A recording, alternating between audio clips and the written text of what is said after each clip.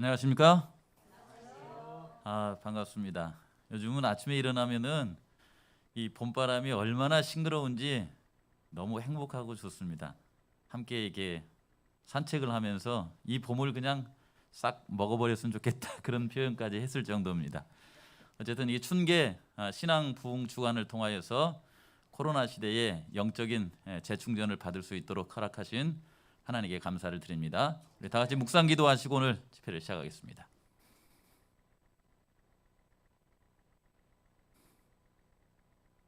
아멘. 주제가 부르시고 우리 신서기 복교회 문성원 장로님께서 기도해 주시겠습니다.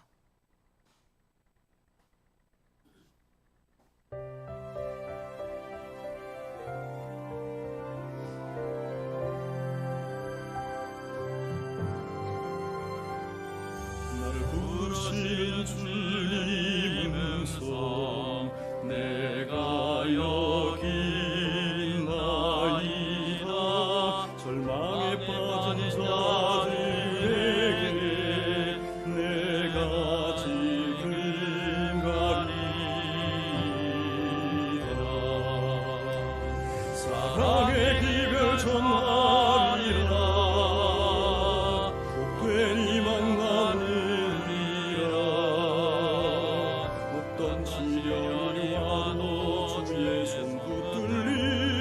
멈추지 않고 나는 가리라.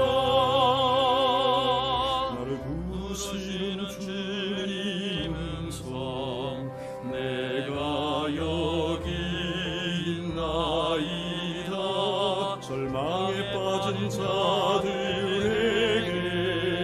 내가 지금 가리라.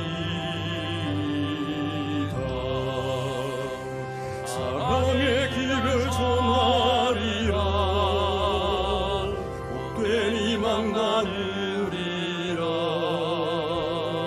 어떤 시련이 와도 주의 손 붙들리 멈추지 않고 나는 가리라. 사랑의 기별 전하리라. 복되니 만나느리라. 어떤 시련이 와도 주의 손 붙들리 멈추지 않고 나는 가리라.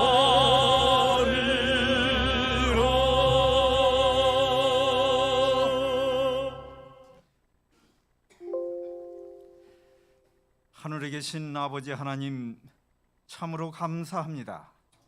이 어려운 시대지만 저희들을 하나님의 자녀로 붙들어 주시고 오늘 이 시간까지 주님의 은혜 속에 거할 수 있도록 인도해 주셨사오니 감사합니다. 아멘.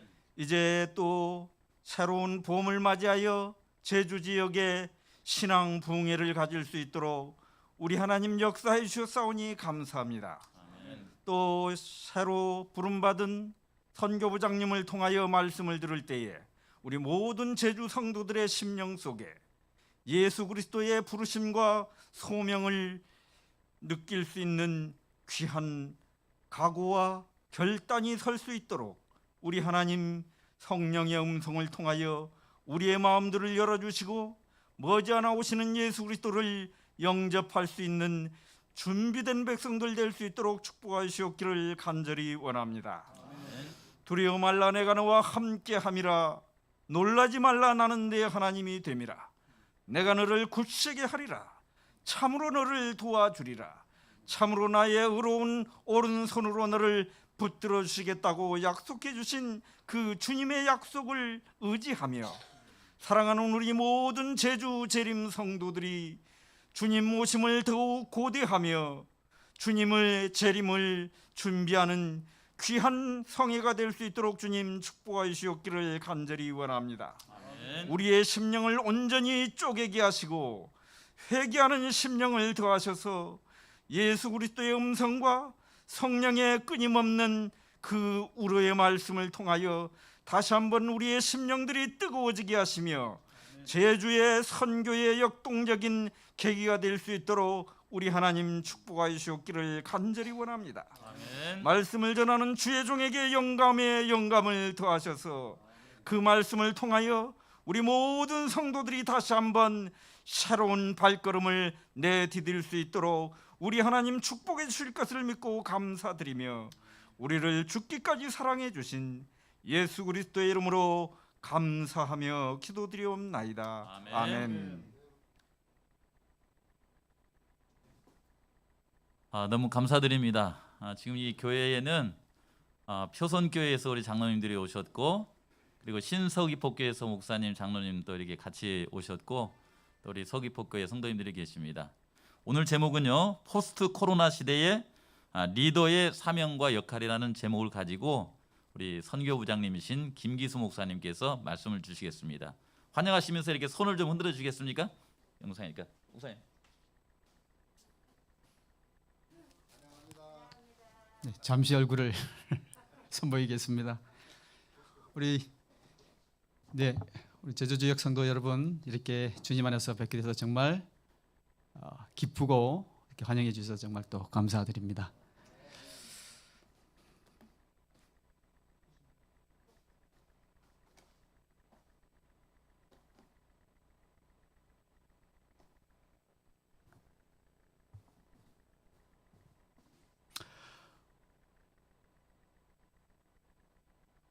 우리 문장로님께서 아주 힘 있는 대표 기도를 주셔서 정말 감사합니다. 기도를 이렇게 들으면서 주의 영께서 우리 심령 속에 오늘도 같이 임하여 주실 것을 더 확신하게 되었습니다.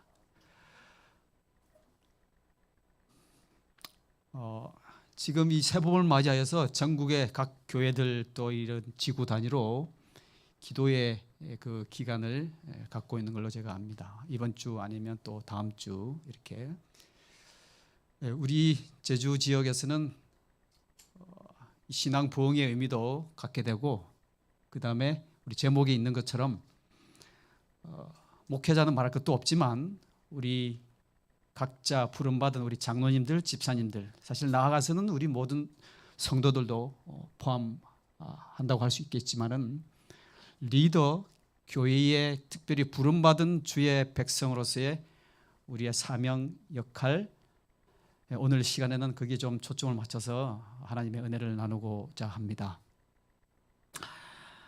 흔들림의 시대는 많은 사람들이 불안해하지요. 불안을 느끼게 되면 마음의 안정을 찾게 되는데 누구나 할 것 없이 리더, 즉 지도자를 더더욱 다른 때보다는 더 찾게 되고 바라보게 됩니다. 다 같이 흔들리는 시대인데 만약에 지도자가 굳건히 서지 못하고 똑같이 흔들린다면 뭐 그 조직이나 그 집단은 뭐 뻔하지요. 여러분, 우리는 성경 말씀을 통해서 정말 때가 더 마지막에 가까워질수록 흔들림은 우리 눈앞에 여러 가지 모양으로 분명하게 드러날 것을 우리는 익히 알고 있습니다. 마지막 때가 가까웠다는 것을 우리의 대적은 더 잘 알기 때문에 택한 자라도 어떻게 하겠다고 그랬습니까? 미혹해서 자기 백성 삼으려고 그렇게 할 것이라고 우리는 오래전부터 배워왔습니다. 코로나 시대를 우리가 보내면서 우리는 이전에 쓰지 않던 포스트 코로나라는 말을 이제 자주 쓰게 되었습니다. 포스트라는 말은 이제 그 뒤 이런 뜻을 가지고 있지요. 지금 이 세계적인 상황이 언제 잠잠해질지는 속단하기는 어렵지만 그래도 여러 나라들에서 이제는 조금 가라앉는 분위기, 우리나라도 이제 뭐 확진자 수가 정점에 다 다를 것이다 이런 예측들을 하고 지금 한창 지금 극성을 지금 떨치고 있는 그런 시간이지만 우리도 이후의 삶을 고민하지 않을 수가 없습니다. 사실 우리는 믿는 바 중에 한 가지 이런 내용이 있지요. 교회 안에서 우리 장로님들, 집사님들, 목양자들이 리더 역할을 나름대로 하고 있지만 크게 우리가 이런 구속사 그다음에 복음적인 면에서 보면 우리 모든 부름받은 재림 성도들 한 분 한 분들은 사실 이 세상의 리더임에 틀림없습니다. 멸망해가는 그런 세상 가운데 우리가 어떻게 살아가고 어떤 목소리를 내고 어떤 모양으로 다른 사람들 앞에 서느냐에 따라서 세상 사람들은 우리를 바라보고 과거 초대 시대 때 사도들을 향하여 사람들아 우리가 도대체 어찌하면 되느냐 질문을 던졌던 것처럼 그런 시대는 앞으로 분명히 올 것입니다. 우리가 그것을 믿고 있다면 우리 장로님, 집사님, 목회자들은 이 코로나 시대 이후에 분명히 달라질 것이 틀림없는데 우리가 그 사람들에게 어떤 모본, 또 어떤 역할, 교회 안에서나 교회 밖에서 어떤 모양으로 비춰져야 할 것인가? 어떻게 다른 사람들이 이전과는 우리를 다르게 바라볼 수 있을 것인가? 기대도 되지만 두려움도 있는 것이 사실입니다. 왜냐하면 우리는 습관적으로 자꾸 우리의 과거의 삶을 돌아보게 되어 있습니다. 그 새로운 일을 시도하기에 주저함이 있는 것이 대부분 그 까닭이죠. 과거에 성공하지 못했고 과거에 잘하지 못했기 때문에 미래가 불투명하고 뭔가를 새로 시도하기가 주저스러운 것입니다. 부제로 제가 성령의 충만한 임재와 선물 이렇게 좀 붙였는데 우리가 어떻게 보면은 이 내용들이나 그 다음에 알고 있는 것들 이렇게 조합해 보면 새로운 이전에 없었던 그런 것이 아닐 수도 있습니다. 그러나 분명한 것은 우리는 다른 시대를 살 수밖에 없다는 것이기 때문에 우리의 생각도 이전과 똑같아서는 절대로 안 되겠다는 것입니다. 그래서 교회 밖의 일반 세상 사람들은 정말 어쩌면 우리보다 한 발 더 빠르게 다른 생각으로 준비를 해왔다고도 볼 수 있어요. 우리 이 진리를 가진 새천사의 기별을 전파해야 될 여러분과 저는 또 부름받은 종들로서 분명히 이런 면에서도 다른 사람보다 더 앞서가는 생각과 마음의 변화가 있어야 할 줄로 믿습니다.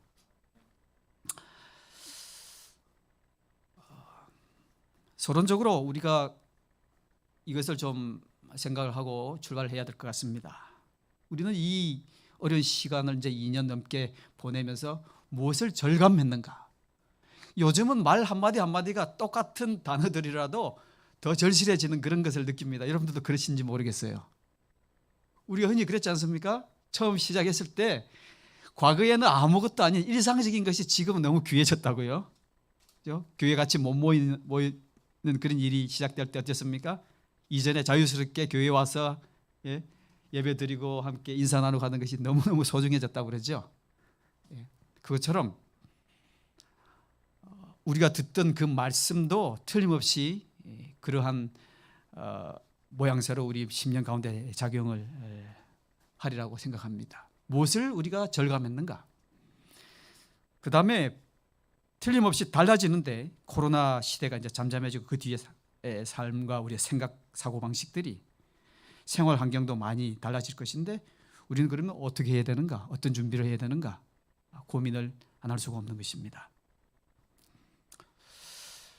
여러분들께서 처음에 장로로서 또 집사로서 우리 목회자들은 또 목회자로서 이 안수를 받고 하나님 앞에 자신들을 헌신할 때 여러분 그때 마음들 참으로 두렵고 떨렸었죠. 개인적으로는 크나큰 영광스러운 일이긴 하지만 우리가 과연 하나님의 이 맡겨주신 직분을 잘 감당할 수 있을까? 부르심을 하나님께서 나를 개별적으로 불러주셨다는 것을 믿는다면 부르신 분이 나를 통하여 역사하시고 끝까지 인도하실 것을 우리도 믿을 수 있겠습니까? 예, 틀림없이 저는 확신합니다. 어느 누가 부름받은 어느 누가 내가 자격이 갖춰졌기 때문에 나는 그것을 잘 감당할 수 있어. 어떤 일을 맡겨도 나는 두려움 없이 잘 해낼 수 있을 것이라고 확고부동하게 이야기할 사람은 아무도 없습니다. 그래서 아무리 시절이 어렵다 할지라도 여러분과 저를 부르신 주님께서는 선하게 인도하실 것도 믿고 오히려 이 어려운 시절을 통하여 주님을 더 감사할 수 있다면 하나님께 큰 영광이 될 것입니다. 우리가 잘 아는 마태복음 24장 45절을 보면 지혜 있고 충성스러운 종을 찾는 어떤 주인의 그런 마음을 좀 읽을 수가 있습니다.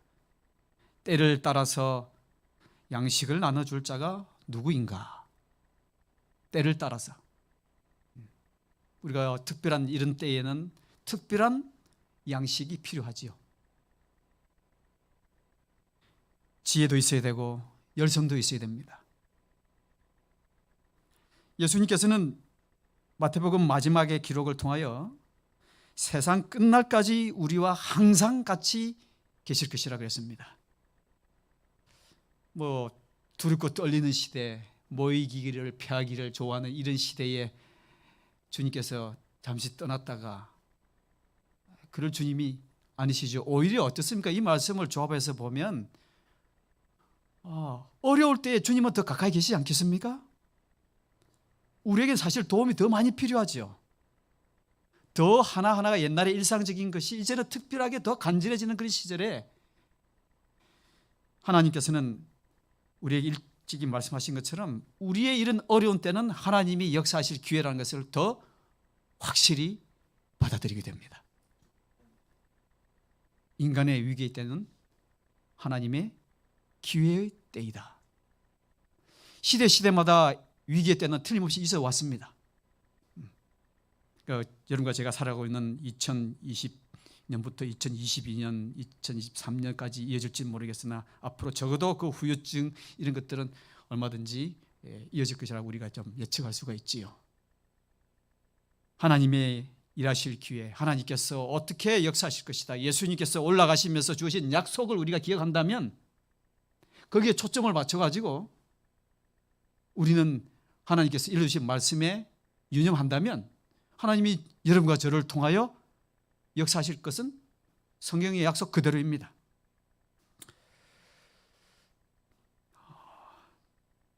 하나님의 이 어려운 때를 우리를 바라보시면서 이 시절을 어떻게 이해하고 해석하기를 바라실까, 그것을 좀 생각해 봅니다. 이 치열한 투쟁 가운데서 우리들의 씨름을 도와주라는 하늘의 명령을 받은 보이지 않는 대리자들이 우리들의 편에 서게 될 것이며, 위기 가운데서 능력과 확고부동한 정신과 활력을 우리들에게 나누어 줄 것이며, 우리들은 인간적인 능력 이상의 힘을 갖게 될 것이다. 이 마지막 구절 참 여러분 좀 매력적이지 않습니까? 우리들은 인간적인 능력 이상의 힘을 갖게 될 것이다. 사실 코로나 이전에도 우리는 이런 하나님의 약속을 모르는 바는 아니었지만, 이 타락한 본성을 가진 인간들은 우리의 형편에 따라서 우리의 믿음도 이렇게 발휘하고, 또 어떤 난고가 있을 때에는 좀 더 하나님을 찾는 것 같고, 우리 주님의 백성들이 이 진리의 기별을 마지막에도 힘차게 전하기 위해서는, 모범된 삶을 살기 위해서는 여러분 다른 집단의 신자들이, 다른 교회의 사람들이 믿는 어떤 교리들을 가지고서 감당할 수 없다는 것을 우리는 또 충분히 믿어요. 여러분, 우리 재림교회 신자들이 하나님의 뜻을 따르기 위하여 준비되어야 할 심령과 다른 집단에 있는 사람들이 그들의 계획대로 살아가는 데 필요한 심령은 똑같으면 되겠다고 우리가 믿습니까? 받아들입니까? 어떻게 느끼며 살아갑니까? 우리 재림 신자들이 이제 이렇게 교회가 어느 정도 세계적으로 퍼져나가고 한국에서도 역사가 백수십 년 지나오면서 초대 시절의 그런 간절함, 그런 헌신들 이렇게 비교해 본다면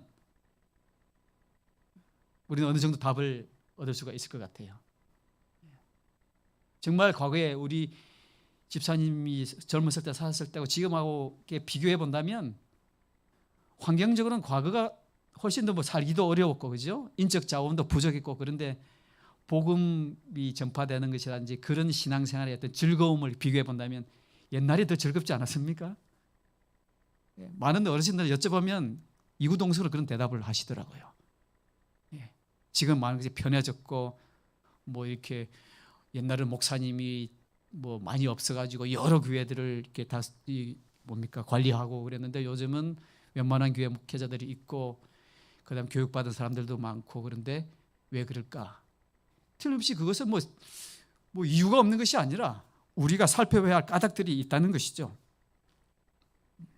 우리는 이 하나님께서 일하실 좋은 기회를 우리가 지금 맞이하고 있다가 그렇게 생각도 달라져야 할 것이라고 봅니다. 인간적인 능력 이상의 힘을 하나님은 주실 것이다 그랬습니다. 이러한 일들, 기근이나 전염병이나 그다음에 천연계에서 일어나는 많은 재앙들에 관한 것들은 우리가 2년 전에 코로나가 전 세계적으로 번져나갈 때 많이 언급을 했습니다.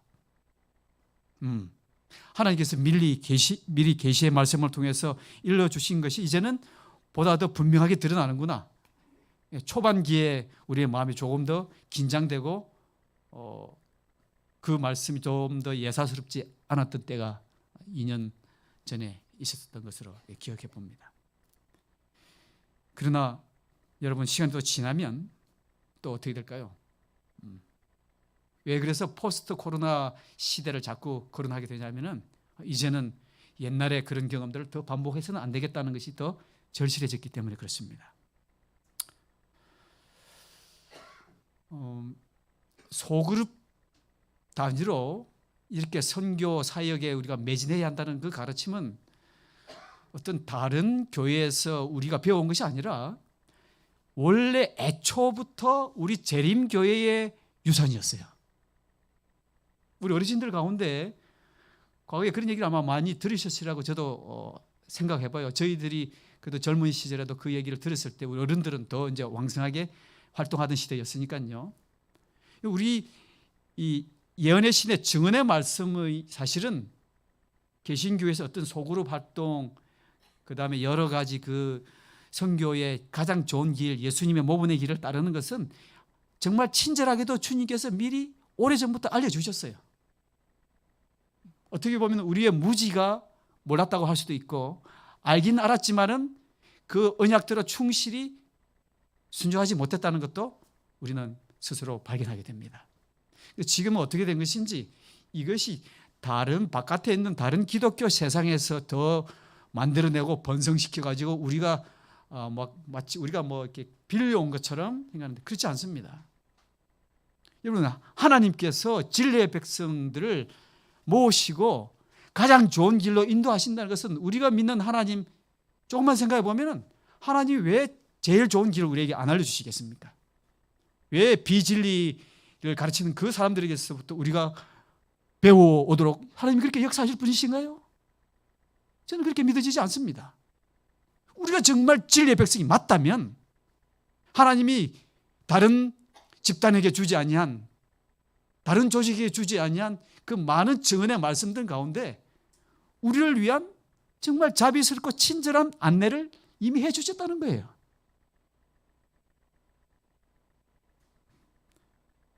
사탄의 활동으로 위험이 우리 주변에 이제 갈수록 더 많아지겠죠.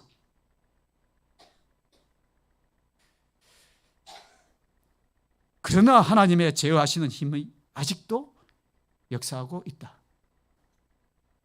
아무리 사탄이 선교 사역을 방해하고 있다 할지라도 하나님께서는 더 큰 능력으로 여러분과 저를 사용하셔서 당신의 뜻을 이루기를 고대하시고 더 열망하신다. 여러분 사탄이 이 전 세계적인 정말 전무후무하다고 하는 표현처럼 이런 일을 벌이고 있다면 하나님은 그 반대로 당신의 백성들을 통하여 더 당신의 열성을 가지시고 우리를 부르시고 계시고 우리에게 더 당부의 말씀을 주시지 않으시겠습니까? 확신할 수 있습니다. 어떻게 보면 상식적으로 가만히 생각해 봐도. 그래서 우리의 마음이 다시 정리되기를 바라는 그러한 하나님의 마음이 우리 이번 기회에 우리 제주 성도들 각자의 심령 속에 주님은 정말 새겨지기를 원하시지 않을까 그런 생각을 자꾸 반복하게 됩니다. 저 자신도 말할 것도 없고요.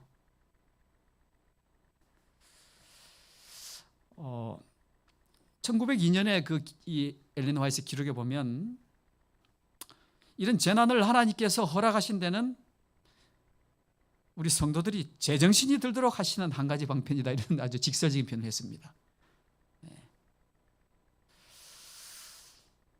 우리 사람들은 어떤 위험을 닥치게 되면 처음에는 놀라지만 이것이 자꾸 반복되면 어떻습니까? 좀 무뎌지죠. 예. 지금 몇 해 전에 그때 강원도 동해에서 있을 때인데, 그때 포항의 지진 진도 5.3인가 제가 기억합니다.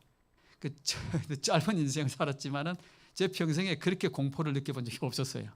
저녁 식사하고 있는데 막 흔들리는데 막 현기증이 나면서 그 한 몇 초밖에 안 됐었거든. 한 5초, 10초도 채 안 됐던 기억이 있는데 막 내외가 그냥 그 식탁 밑으로 들어가 가지고 이게 무슨 일이냐고 막 놀래 가지고, 그 뒤에 한 1분인가 또 지났는데 또 두 번째가 있었어요.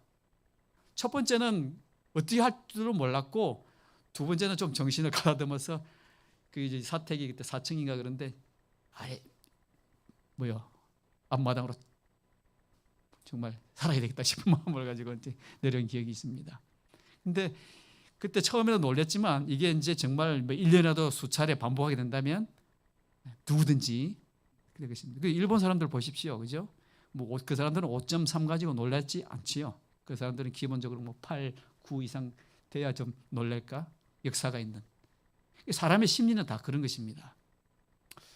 우리가 이 영적인 이런 훈련을 위해서도 주님께서는 우리로 하여금 고난을 허락하실 때도 있고, 전 세계적인 이런 경험을 하다 보니까 이것은 다른 거 생각할 필요도 없이 분명히 마지막에 한 명이라도 구원하시고자 열망하시는 하나님의 놀라운 뜻, 이 말씀 그대로 제정신이 들도록 하시는 한 가지 방편의 말씀이 더 분명해집니다.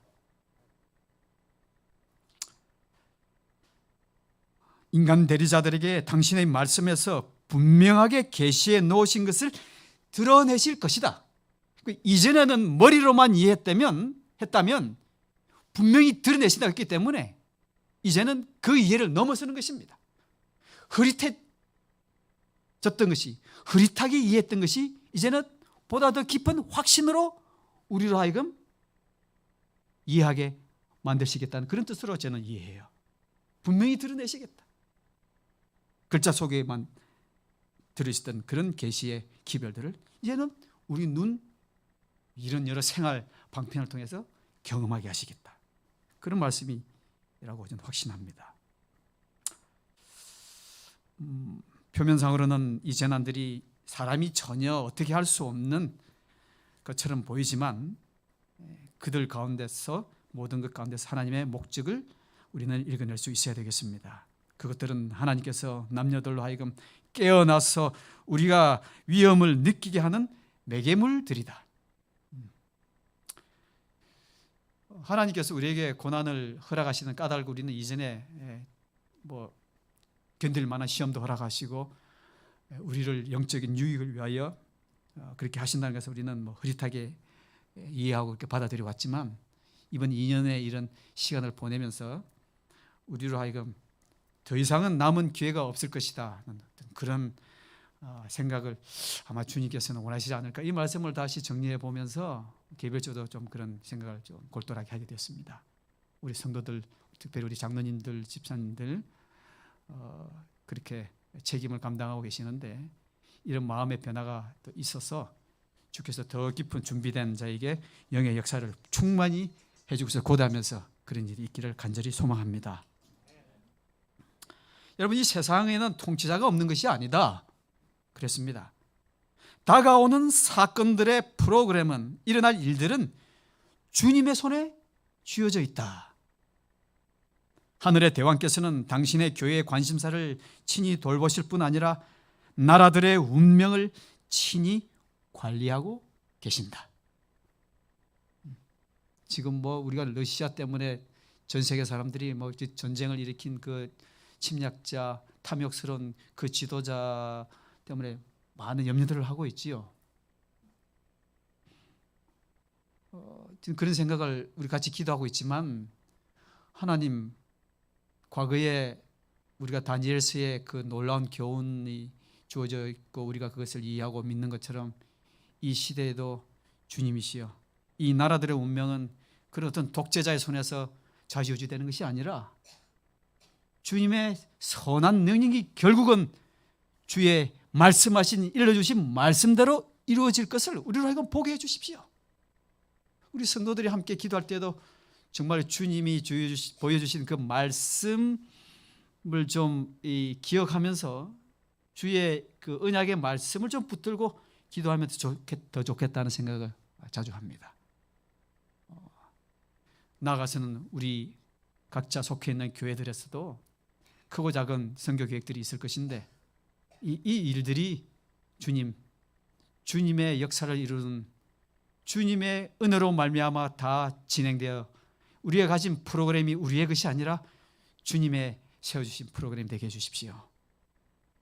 우리 지도자들은 그러한 보다 더 분명하게 정리된 생각으로 우리의 맡은 소임에 임하게 된다면 정말 큰 축복이 있을 것을 또한 확신합니다. 한두 말씀을 좀 더 이 시제를 어떻게 볼 것인가 우리 정언의 말씀 통해서 좀 더 살펴보겠습니다. 비슷한 말씀인데 이 복음전도에 있는 말씀도 그 밑에서 세 번째 줄 보면 거룩한 손이 운전대를 쥐고 있어서 하나님께서 당신의 목적을 성취시키리라는 것을 잊지 말아야 한다. 마치 운전기사가 운전하는 것처럼 이 역사가 어떻게 될지 암울한 그런 징조들이 온 세상에 정말 많이 일어나고 있는데 결국 주님께서 세우신 목적을 결국은 성취시키실 것이다. 우리는 그분이 운전하시는 차에 같이 동행하고 있는 그런 지도자들이 아닌가 그런 생각을 좀 해봅니다. 그럼 이러한 해석을 우리가 하게 된다면 정말 하나님이 일하실 기회 더 절실하게 우리의 마음이 준비되기를 바라는 그런 때가 2년 지나가고 있고 지금 3년째를 맞이하고 있다는 것이 분명하다면 하나님께서는 그런 각오와 그런 마음을 열고 주님의 역사하심을 바라는 자에게 틀림없이 약속하신 이전에 경험했던 소소한 경험을 넘어서서 더 충만한 성령의 임재를 허락하실 것을 강하게 믿게 되시기 바랍니다. 우리가 필요를 느끼지 않는 일을 하나님께서 강압적으로 채우시거나 그렇게 역사하실까요? 아무리 생각해도 그런 일은 없을 것입니다. 우리가 흔히 그렇게 얘기하지 않습니까? 천국에 가기 싫다고 하는 사람을 일부러 하나님께서 끌고 가시는 일은 없을 것이다. 우리 마음 가운데 하나님이 원래 인간을 창조하실 때 넣어주셨던 자유의지, 하나님을 순종할 것인가? 우리가 하나님의 법을 지키며 따를 것인가? 아니면 내 이기적이거나 유혹에 빠져서 내가 그런 선택의 길을 갈아서 멸망에 빠질 것인가? 하나님은 우리에게 최후의 선택을 맡겨주셨다고 우리가 믿는 것처럼 충만한 성령의 임재를 위하여 그 필요를 가지고 있는 우리 지도자가 된다면 하나님은 왜 가만히 계시겠습니까? 예수님께서 부활하시고 그 갈릴리 호수에 다시 제자들 앞에 나타나셨을 때 이 요한복음 21장에 그 제자들은 사실 예수님이 이제 늘 같이 계시던 그 경험이 아니고 이제 분리되어 있지 않습니까? 그 베드로를 위해서 7명의 제자들이 갈릴리 호수에 다시 그물질하러 갔습니다. 베드로가 제안해서 그래 가자 해서 다 갔어요. 7명이. 근데 과거에 초창기에 예수님께서 베드로와 그 형제들 요한과 그 형제들 4명을 불렀던 그 경험을 다시 하게 해요. 이때 제자들은 아직 성령을 충만히 경험하기 이전이기 때문에 앞으로 그들의 삶이 어떻게 이어질 것인가? 주님께서 전에 그런 사명을 맡기긴 하셨는데 과연 우리의 앞에 그런 사역의 길이 어떨 것인가? 불안하고 앞이 보이지 않고 정말 막연하다는 그 말밖에 할 수 없었어요. 잘못 판단하면 그들은 과거의 생업을 위해서 다시 어부로 돌아갈 수 있고 어떤 사람은 세관으로 다시 취직하러 갈 수도 있을 것입니다. 아주 애매한 때였습니다. 어떻게 해야 될지를 몰랐습니다. 그때 주님께서 오셔서 그물을 배 오른편에 던져보아라 그렇게 얘기하지요. 우리가 이 이야기를 기억합니다. 그물이 찢어지지 않았습니다. 터지지 않았어요. 그리고 큰 물고기들만 153마리가 잡혔습니다. 엄청난 상징성이 있죠. 터지지 않는 그물. 과거에는 처음 베드로가 그 주님을 만났을 때는 터져버렸죠. 엄청나게 물고기가 많이 잡혀가지고 주님을 믿지 못하는 자기의 힘, 자기의 능력, 자기의 재주를 크게 여겼던 그때의 그 그물은 반드시 찢어져야 할 그물이었죠. 그때 경험을 통해서 베드로가 어땠습니까? 자기가 죄인이다. 이러한 분을 하나님이 보내신 하나님의 아들로 그가 이전에 소문으로 들었지만은 그 경험을 통해서 확신하게 되고 이제 주님을 살아먹는 어부가 되겠다는 초청에 응하게 되지요. 그러나 3년의 교육 과정, 늦은 비 성령이 임하여 그가 변화하기 전까지 이 그 짧은 몇십일간의 부활 이후에 그다음에 오순절 성령까지 이 짧은 기간 참으로 어떻게 보면 애매하고 판단을 내리기 어려운 그런 시절이었어요. 그들이 물고기 잡으러 가자 하는 그 말 속에서는 사실은 마음의 암울한 분위기가 그들의 마음을 장악하고 있었고 애매한 때에 주님께서 오셨어요. 그래서 그들의 마음을 다시 정리시켜 주십니다. 근데 그 경험은 찢어지지 않아요. 그들의 마음이 다시 어떻게 됩니까? 흔들리는 마음이 다시 서게 돼요.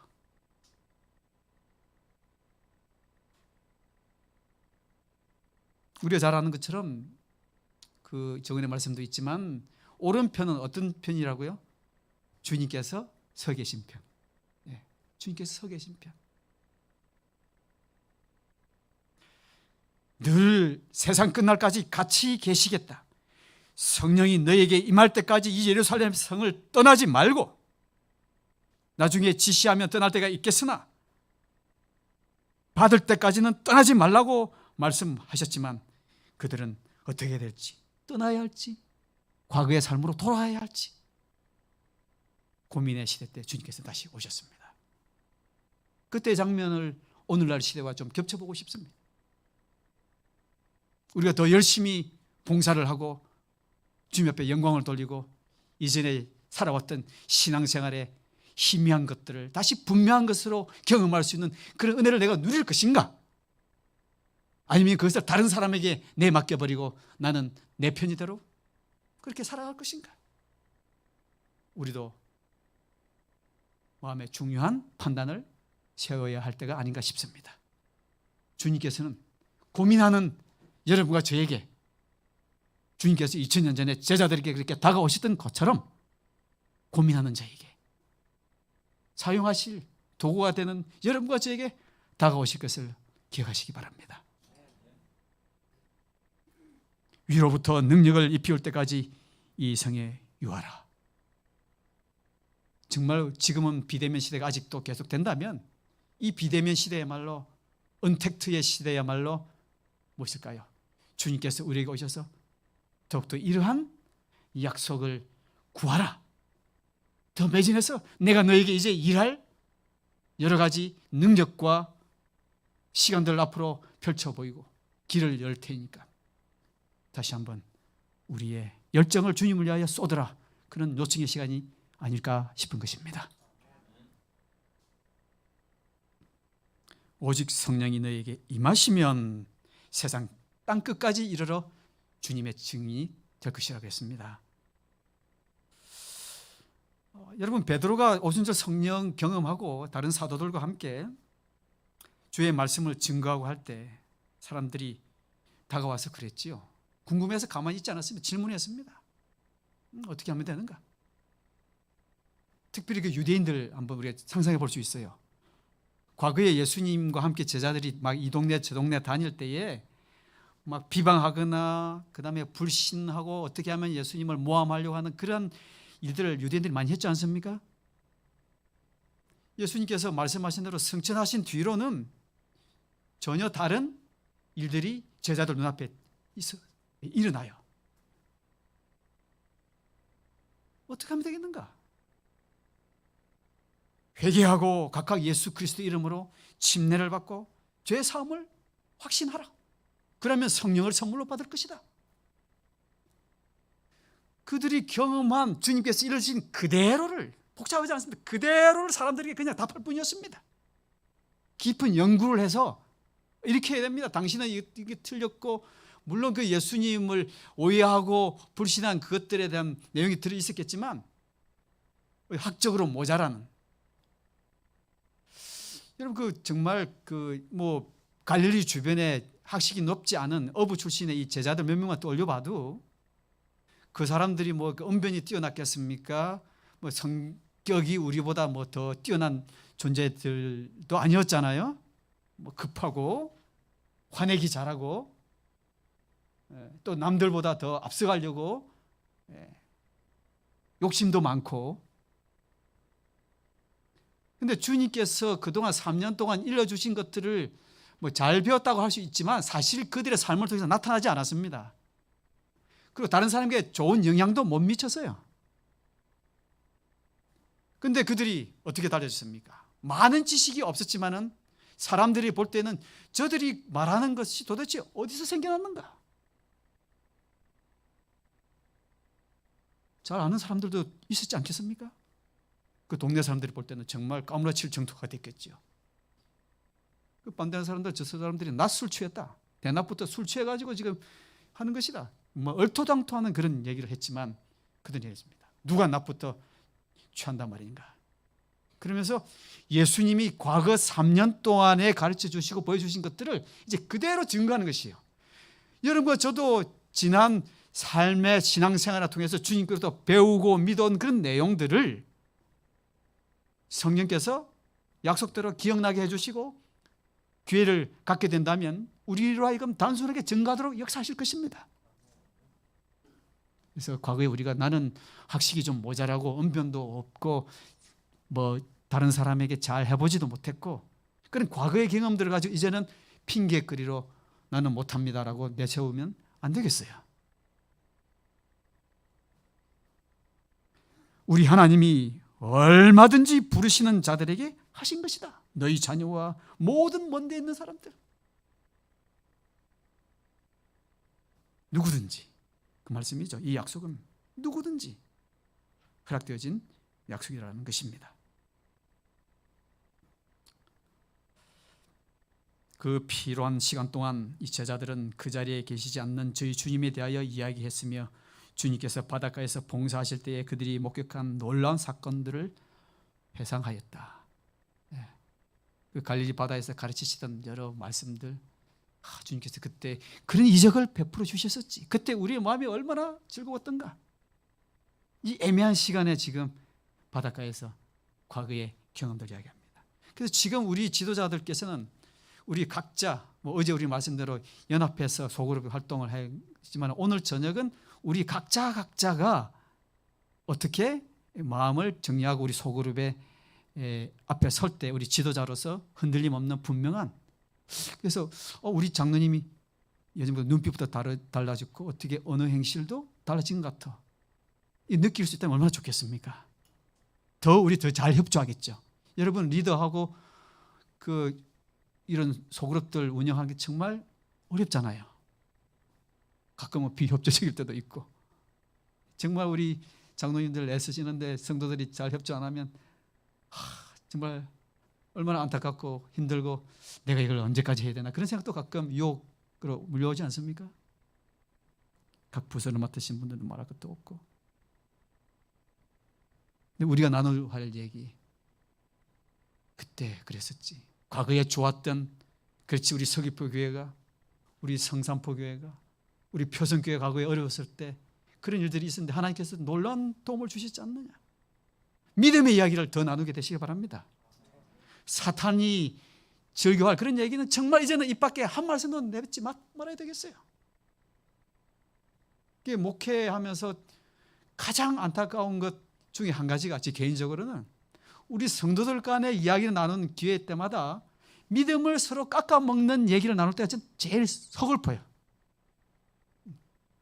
엘렌 지 화이트도 그런 얘기는 사실 하지 말라고 그랬거든요. 오히려 북돋은 얘기를 많이 하라고 그랬는데 우리는 습관적으로 나도 모르는 사이에 뭐예요?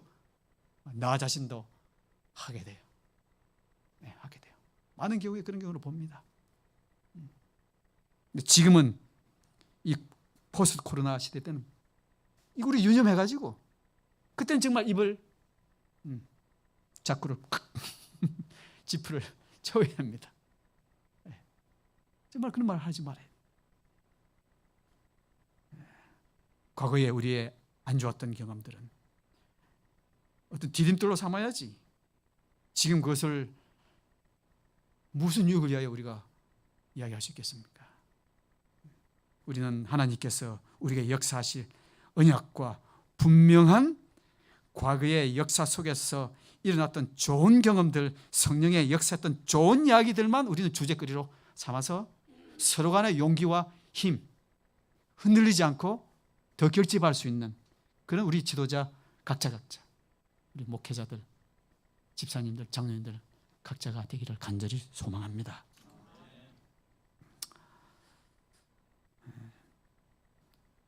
저희는 비록 더 이상 그분과 개인적인 교제를 할 수 없게 되고 이제 예수님은 올라가실 거니까요. 그들이 전에 가졌던 직업으로 생계를 유지하는 방법을 잃는다 할지라도 부활하신 구주께서는 역시 그들을 돌보실 것이다. 저희가 그리스도의 사업을 행하는 동안 예수께서는 그들에게 필요한 것을 공급해 주실 것이다. 그러니까 이제 직업적인 것 먹고 살아가려 어떻게 하지? 사실 주님만 따라다니고 그분 곁에 있으면 뭐 대단한 명예도 하고 누리고 먹고 살아갈 걱정 없. 그게 솔직한 그들 심정이었습니다. 근데 어느 날 갑자기 예수님 눈앞에서 사라졌을 때 그들이 교육받았다고 하지만 그것이 그들을 붙들어주지 못했어요.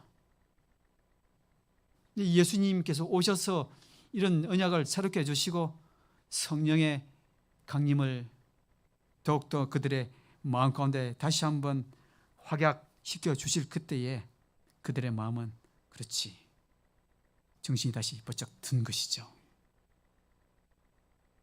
그래서 베드로가 예수님께 모든 것을 맡기는 그런 대화를 우리 잘 기억하지 않습니까? 네가 다른 사람보다 나를 더 사랑하느냐 질문했을 때 주님이 다 하십니다. 그 말씀은 여러 가지로 해석 가능하지만 주님께서 주시는 것 이제는 제가 그대로 감사히 받겠습니다. 주님이 공급해 주시는 그 능력으로 제가 앞에 생애를 걱정하고 하더라도 그렇게 살겠습니다. 주님만이 아십니다. 마지막 고백은 그것이었습니다. 여러분, 내가 내 자신을 알고 내 자신 스스로를 느끼고 이해하는 것을 가지고 우리 주님의 일을 감당할 수 없습니다. 이 흔들림 시대에 부르심의 일을 감당하기가 어렵습니다. 불가능합니다. 주님만이 아십니다. 근데 주님은 답을 주셨어요. 그러면 그 답을 우리가 소유하기 위하여 간구해야 되지 않겠습니까?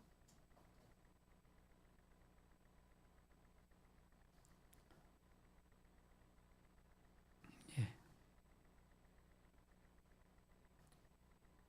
그분과 연결되어 힘써 일한다면 그분의 거룩한 능력에 저희 인간의 노력을 결합시킨다면 그들은 결코 실패하지 않고 성공할 수 있을 것이다. 결코 실패하지 않고 반드시 성공하게 될 것을 감사함으로 받게 되길 바랍니다. 다시 한번 강조하는 측면에서 기도하는 심령도 분명히 코로나 이후 시대는 달라져야 할 것입니다. 이 증언보감 1권 56페이지에 있는 이 말씀을 좀 기억해 주시기를 바랍니다. 육신의 생명이 경각간에 달린 것처럼 진지하고 간절하게 간구하라.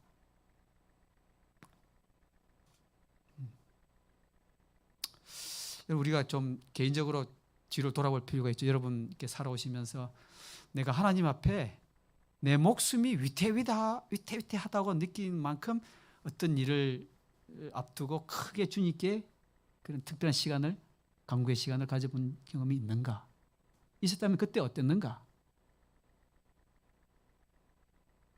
우리 교회, 뭐 내 작게는 내 가정, 우리 교회, 또 더 크게 우리 제주 지역 전체를 보고 우리가 이런 계획들을 나누고 있는데 이것이 정말 내가 목숨이 위태위태하다고 느낄 만큼 그런 진지성을 가지고 기도한 경험이 있는가도 한번 생각해 보시고, 이제는 반드시 우리가 그 경험을 할 때가 되었다는 것을 주님께서 오늘 이 시간에 일러주시는 것 같습니다. 죄가 용서받았다는 거, 우리는 기도하면서 나름대로 그 믿음의 확신을 얻었다고 이야기할 수도 있고, 어떤 분들은 기도는 드리긴 드렸는데 깊은 확신이 없어서 고민하는 분도 사실 우리 주변에 만나보지 않습니까? 근데 하나님께서는 죄의 영수로 인한 우리 마음속에 찾아오는 감미로운 증거를 얻기까지 하나님 앞에 머물러라, 그렇게 말씀하셨어요. 이 감미로운 증거가 어떤 것인가 참 이건 좀 어려운 부분이긴 하지만 모르긴 몰라도 정말 감사하다, 주님의 은혜 정말 감사하다, 내가 하나님 앞에 받아들여진 바 되었다. 아, 예수님께서 나를 위하여 그래서 십자가에서 달려 돌아가셨구나. 어떤 그런 느낌이 주어지고 눈물이 자기도 모르게 솟구쳐 나온다면 적어도 이 말씀에 합당한 기도 응답이 아닐까 나름대로 생각해 보았습니다. 감미로운 증거. 다르게도 우리가 표현하고 묘사할 수 있겠으나 하나님 앞에 어떤 분명한 증거를 얻기까지 경각간에 육신의 생명이 달려 있는 것처럼 그렇게 간구하라.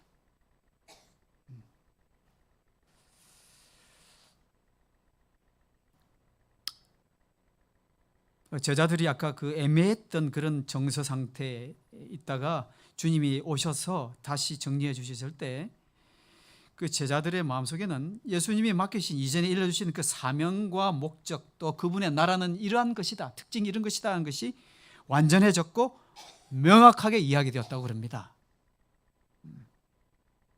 어떻게 보면 여러분과 제가 가지고 있는 개교회별 또 개인적인 것, 이 큰 우리 조직에서의 어떤 목적, 하나님의 뜻을 생각해 볼 때 많은 경우에 있어서 이렇게 확립되지 못하면 내 개인적 욕심이 될 수도 있고, 만약 그것이 내 개인적인 것이고 잘못된 방향이 잘못된 것이라면 주님께서는 역사하실 수가 없으시죠.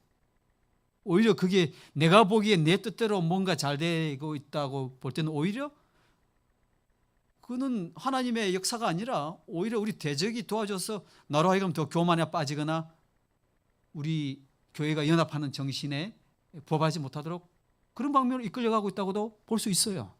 많은 경우에 그런 경우가 있다고 봅니다. 많은 자금을 투자했는데 열매가 엉뚱하게 없다든지, 결과적으로 볼 때 또 아니라든지, 그렇다면 우리는 하나님 나라의 성질이 무엇인지 명확하지 이해하지 못한 채 그냥 열성만 내고 했던 것인가? 충분히 그럴 수가 있다고 보는 것이죠. 근데 성령께서 오셔서 일러주지 않으면 충분히 그럴 수 있다는 말씀을 저는 이해됩니다. 그 너머를 보지 못하도록 우리를 가로막고 있던 어떤 장애물이 제거되었다. 제자들 우리가 다시 재론하지 않아도 그 요한 야고보 형제가 어땠습니까? 그 어머니가 와서 부탁했지 않습니까? 예수님 유대인의 왕으로 등극하시면 우리 아들 좌우에 앉게 해주셔서 내가 마시는 잔의 의미를 너희가 아느냐? 내 나라가 도대체 어떤 나라인지 너희가 알고 그런 부탁을 하느냐? 그때도 자기 뜻도 모르고 대답을 성급하게 했지만 나중에 알게 되지요. 나중에 알게 될 때 어땠습니까? 기쁨으로 그 고난의 잔을 마셨습니다. 두려움 없이. 오히려 영광스럽게 생각했습니다. 우리도 명확하게 되지 않으면 이 고난의 길을 피하고 싶지, 또 헌신하고 싶은 마음은 절대로 생겨나지 않을 것입니다.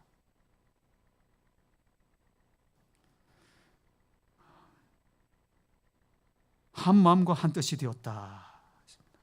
하나의 공통된 관심을 사도들과 이 12 사도뿐만 아니라 그 다락방에 모였던 사람들, 또 그 사람들을 통하여 더 많은 사람들이 하나의 공통된 관심을 갖게 됐다. 이 하나의 공통된 관심이 무엇일까요? 성령이 없이는 이 사업이 성취될 수 없다는 사실을 제자들이 더 깊이 느끼기를 주님은 바라셨습니다. 더 깊이 이해하도록. 이런 은혜가 여러분과 저에게도 있기를 바랍니다. 우리가 이전에 알고 있었던 것보다 훨씬 뛰어넘는 더 깊은 이해. 우리는 이러한 위기의 말씀도 주신 것을 기억합니다. 하나님의 성령께서 이 지구 상으로부터 점점 거두어지고 있는 것을 엘렌 화이트는 계시 가운데 봤습니다. 여러분, 우리가 아까 더 절실한 것을 더 새기고 우리의 필요를 정말 제대로 인식하기 위해서는 이 말씀도 반드시 필요하다고 생각해요. 예. 긴박감을 우리가 느끼지 못한다면 글쎄요, 자연스러운 방법으로는 해결되지 않을 것 같습니다. 여러분, 사기 행위와 살인, 각종 범죄의 소식이 매일같이 들려오고 있는 우리 주변, 불의함이 너무나 보편화되어 있고 이제는 더 이상 우리의 오간에 충격을 주지 못한다. 이런 불법스러운 행위들 자꾸 쌓이고 쌓이다 보니까는 우리한테 이제 자극이 되지 못한다는 것입니다. 한 가지 관심사가 널리 그때 당시 오순절 당시에 널리 보급되었으며 한 가지 경쟁적인 주제로 다른 모든 문제들은 다 사라져버렸다. 성령의 역사심, 이게 공통된 관심사 한 가지 관심사였습니다. 그때 당시 모든 사람들이 가지고 있었던 것. 만약에 우리 한번 즐거운 상상을 한번 해보시죠. 우리 제주 지역의 우리 목회자, 집사님들, 장로님들, 리더들이 한 가지 공통된 이 관심사에 집중한다면 다른 걱정거리들, 다른 주제들은 다 감춰져 버릴 것이다. 왜냐하면 그 만족이 너무너무 크기 때문에 버리기 어려운 것도 쉽사리 사라져버린 것입니다.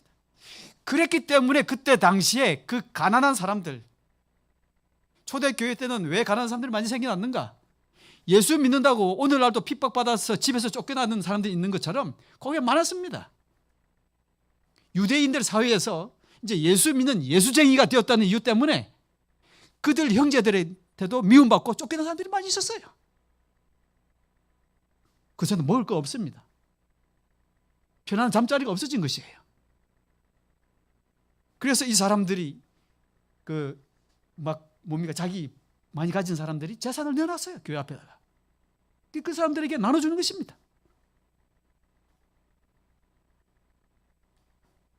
여러분, 우리가 선한 행위를 하고 순종에 더 열성을 더하고 마음에는 원의로 돼 육신이 연약하도다, 그 말씀처럼 머리는 있다 할지라도 실제로 잘 역사되지 못해요. 그렇게 되려면 성령의 충만하심이 필수 요건입니다. 필수 요건입니다. 우리가 하루에 3,000명씩 나가서 5,000명 수많은 사람들이 교회 안에 들어오기를 우리는 희망하지만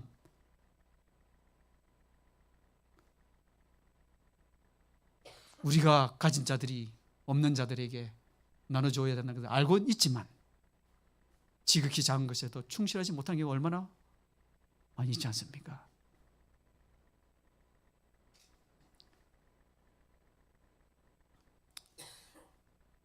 먼저 기도하라. 어떠한 일을 왔다 드리든지 먼저 기도하라는 말씀을 결론적으로 드리고 싶습니다. 여러분, 이 사람이 누굴까요? 5만 번 이상 생애 동안 그가 살아가면서 5만 번 이상 기도 응답을 받았고 고아들의 아버지라고 그러고 젊은 시절에는 아버지의 돈을 훔치던 좀도둑, 술과 도박에 빠져서 아주 불량배로 살았던 그런 20세 되기까지 아주 골칫덩어리였던 이 사람.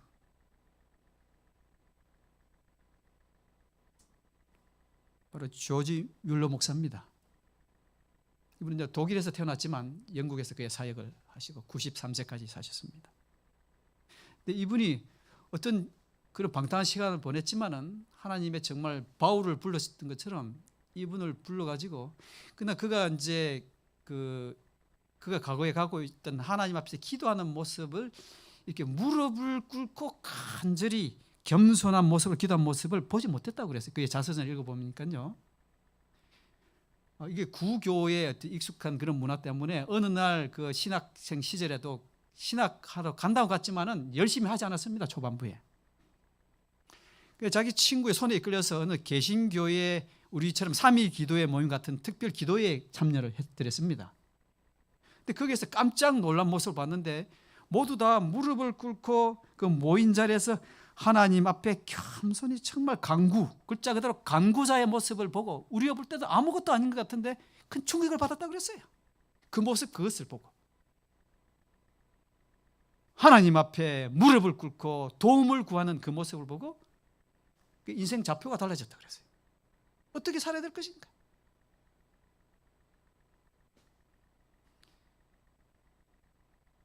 그래서 인간의 도움을 받지 않고, 우리가 이분에 대해서 많이 알려졌기 때문에 여러분 잘 알고 계시겠지만, 그가 하나님의 뜻을 행하기는 전적으로 100%, 1%도 아니고 인간의 도움은 1%도 받지 않겠다. 100% 순수하게 하나님이 공급하시는 것으로 내가 하나님의 사역에 헌신하겠다. 그런 각오를 했답니다.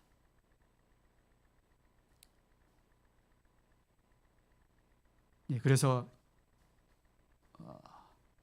10,000명 이상의 이 고아들을 5곳에 이제 고아원을 이렇게 개척을 하고 60년 동안 720만 달러가 넘는 기부금을 여러 사람들께 하나님께서 보내주신 것이죠. 여러 사람들을 통해서. 그 놀란 이분에 관계된 놀란 일들이 참 많지요. 어느 날 주방 담당 책임자가 목사님 내일 아침 아이들에게 줄 빵을 만들어내는데 밀가루가 거의 바닥입니다. 어떡하지요?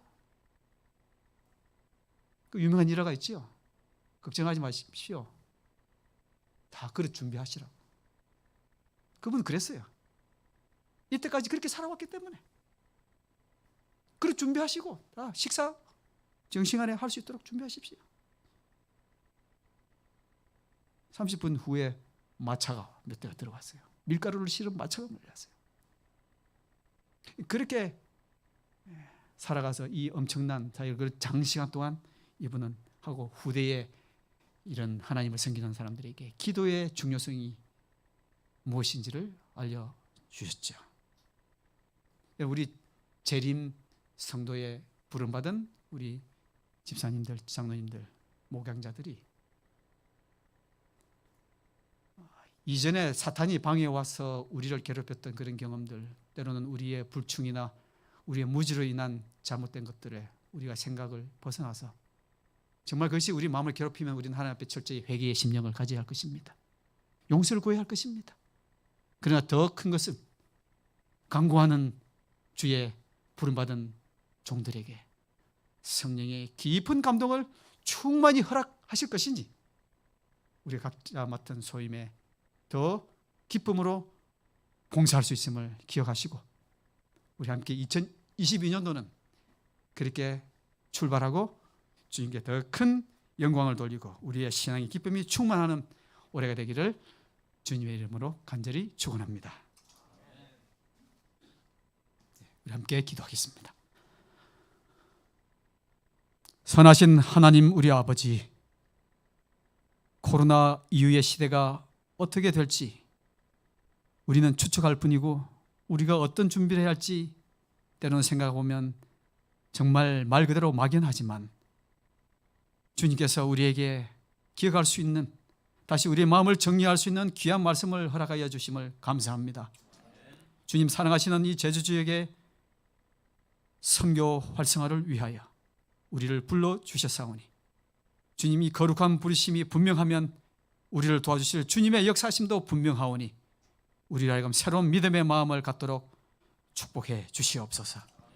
주님 두려워하지 말고 주님께서 우리의 길을 열어주시고 운전대를 잡고 우리와 같이 동행하실 것이오니 주의 거룩한 영의 역사를 더 사모하고 더 필요로 느끼며 주님 앞에 간구하는 우리가 되게 해 주시옵소서. 아버지의 크신 약속 감사드리며 헌신하는 주의 종들에게 다시 한번 믿음의 담력을 갖도록 복을 내려 주시옵소서. 모든 것 우리 주 예수 그리스도 이름으로 간절히 축원하옵나이다. 아멘.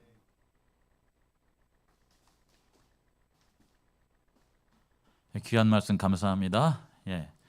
내일과 모레는 우리 협회장님께서 이 코로나 시대에 개인의 신앙과 가정 그리고 교회 어떻게 해야 될지 귀한 말씀 준비해 주셨습니다. 함께 하시기 바랍니다. 좋은 밤 되시기 바랍니다. 감사합니다.